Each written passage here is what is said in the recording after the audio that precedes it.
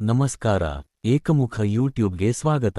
ಗೆಳೆಯರೆ, ಇತ್ತೀಚಿನ ದಿನಗಳಲ್ಲಿ ದೇಶಾದ್ಯಂತ ಅತ್ಯಂತ ಹೆಚ್ಚಾಗಿ ಚರ್ಚೆಯಾಗುತ್ತಿರುವ ಮತ್ತು ಲಕ್ಷಾಂತರ ವಿದ್ಯಾರ್ಥಿಗಳು ಹಾಗೂ ಪೋಷಕರ ಭವಿಷ್ಯಕ್ಕೆ ನೇರವಾಗಿ ಸಂಪರ್ಕ ಹೊಂದಿರುವ ವಿಷಯವೆಂದರೆ ಅದು ನೀಟ್ ವೈದ್ಯಕೀಯ ಪ್ರವೇಶ ಪರೀಕ್ಷೆ ಮತ್ತು ಅದಕ್ಕೆ ಸಂಬಂಧಿಸಿದ ಪ್ರತಿಭಟನೆಗಳು. ಒಂದೆಡೆ ದೇಶಾದ್ಯಂತ ಏಕರೂಪದ ಶಿಕ್ಷಣ ವ್ಯವಸ್ಥೆ ಬೇಕು ಎನ್ನುವ ವಾದವಿದ್ದರೆ, ಇನ್ನೊಂದೆಡೆ ಇದು ಗ್ರಾಮೀಣ ಮತ್ತು ರಾಜ್ಯ ಪಠ್ಯಕ್ರಮದ ವಿದ್ಯಾರ್ಥಿಗಳಿಗೆ ಅನ್ಯಾಯ ಮಾಡುತ್ತಿದೆ ಎನ್ನುವ ಆಕ್ರೋಶವಿದೆ.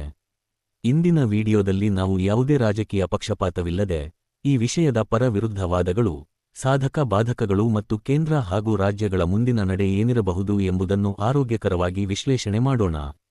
1. ಪ್ರತಿಭಟನೆಯ ಪರ ಮತ್ತು ವಿರುದ್ಧ ವಾದಗಳು. ಮೊದಲಿಗೆ ಈ ಪ್ರತಿಭಟನೆಗಳ ಹಿಂದಿರುವ ಪರ ಮತ್ತು ವಿರುದ್ಧ ವಾದಗಳನ್ನು ನೋಡೋಣ.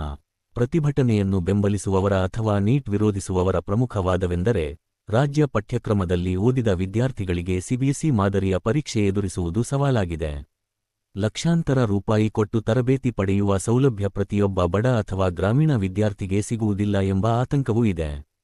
ಜೊತೆಗೆ ವೈದ್ಯಕೀಯ ಶಿಕ್ಷಣದ ನಿರ್ಧಾರದಲ್ಲಿ ರಾಜ್ಯ ಸರ್ಕಾರಗಳ ಪಾತ್ರ ಕಡಿಮೆಯಾಗಿದೆ ಎಂಬುದು ಇನ್ನೊಂದು ಪ್ರಮುಖ ದೂರು.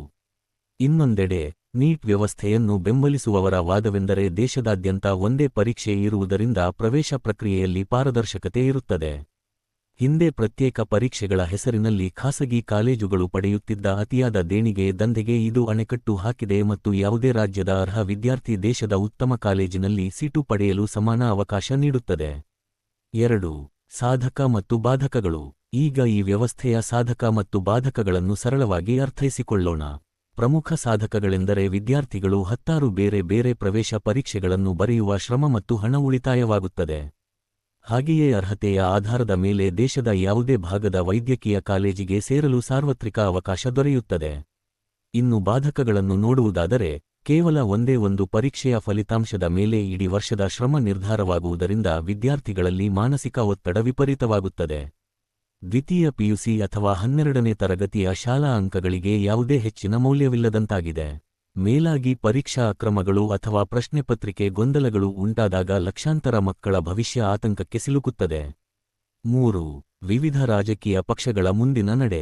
ಈ ಸನ್ನಿವೇಶದಲ್ಲಿ ವಿವಿಧ ರಾಜಕೀಯ ಪಕ್ಷಗಳ ಮುಂದಿನ ನಡೆ ಹೇಗಿರಬಹುದು ಎಂದು ವಿಶ್ಲೇಷಿಸುವುದಾದರೆ, ಪರೀಕ್ಷಾ ವ್ಯವಸ್ಥೆಯಲ್ಲಿ ತಾಂತ್ರಿಕ ಭದ್ರತೆಯನ್ನು ಮತ್ತಷ್ಟು ಬಲಪಡಿಸುವುದು, ಅಕ್ರಮ ನಡೆಸುವವರ ವಿರುದ್ಧ ಕಠಿಣ ಕಾನೂನು ಕ್ರಮ ಜಾರಿಗೆ ತರುವುದು ಮತ್ತು ಪರೀಕ್ಷಾ ಸಂಸ್ಥೆಯ ವಿಶ್ವಾಸಾರ್ಹತೆಯನ್ನು ಎತ್ತಿ ಹಿಡಿಯುವುದು ಕೇಂದ್ರ ಸರ್ಕಾರದ ಆದ್ಯತೆಯಾಗಿದೆ. ಮತ್ತೊಂದೆಡೆ, ಪರೀಕ್ಷಾ ನಿರ್ವಹಣೆಯಲ್ಲಿನ ಲೋಪದೋಷಗಳನ್ನು ಸಂಸತ್ತಿನಲ್ಲಿ ಚರ್ಚೆಗೆ ತರುವುದು ಮತ್ತು ವಿದ್ಯಾರ್ಥಿಗಳ ಹಿತರಕ್ಷಣೆಯ ಹೆಸರಿನಲ್ಲಿ ಸರ್ಕಾರದ ಮೇಲೆ ನಿರಂತರ ಒತ್ತಡ ಹೇರುವುದು ವಿರೋಧ ಪಕ್ಷಗಳ ತಂತ್ರವಾಗಿದೆ. ಇನ್ನು ಪ್ರಾದೇಶಿಕ ಪಕ್ಷಗಳು ತಮ್ಮ ರಾಜ್ಯದ ವಿದ್ಯಾರ್ಥಿಗಳಿಗೆ ವಿನಾಯಿತಿ ನೀಡಲು ಅಥವಾ ರಾಜ್ಯ ಮಟ್ಟದಲ್ಲೇ ಪ್ರವೇಶ ಪ್ರಕ್ರಿಯೆ ನಡೆಸಲು ಅಧಿಕಾರ ಕೋರಿ ಧ್ವನಿ ಎತ್ತುತ್ತಿವೆ. ಹಾಗೆಯೇ ಒಕ್ಕೂಟ ವ್ಯವಸ್ಥೆಯಡಿ ಶಿಕ್ಷಣದ ಹಕ್ಕನ್ನು ಮರುಪಡೆಯಲು ಯತ್ನಿಸುತ್ತಿವೆ. ಅಂತಿಮವಾಗಿ ಹೇಳುವುದಾದರೆ, ವಿದ್ಯಾರ್ಥಿಗಳ ಭವಿಷ್ಯ ಮತ್ತು ದೇಶದ ವೈದ್ಯಕೀಯ ಕ್ಷೇತ್ರದ ಗುಣಮಟ್ಟ ಇವೆರಡೂ ನಮಗೆ ಅತ್ಯಂತ ಮುಖ್ಯ.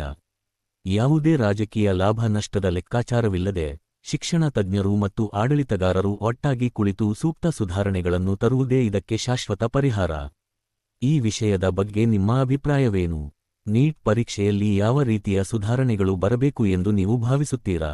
ಕೆಳಗೆ ಕಮೆಂಟ್ ಮಾಡಿ ತಿಳಿಸಿ. ಧನ್ಯವಾದಗಳು.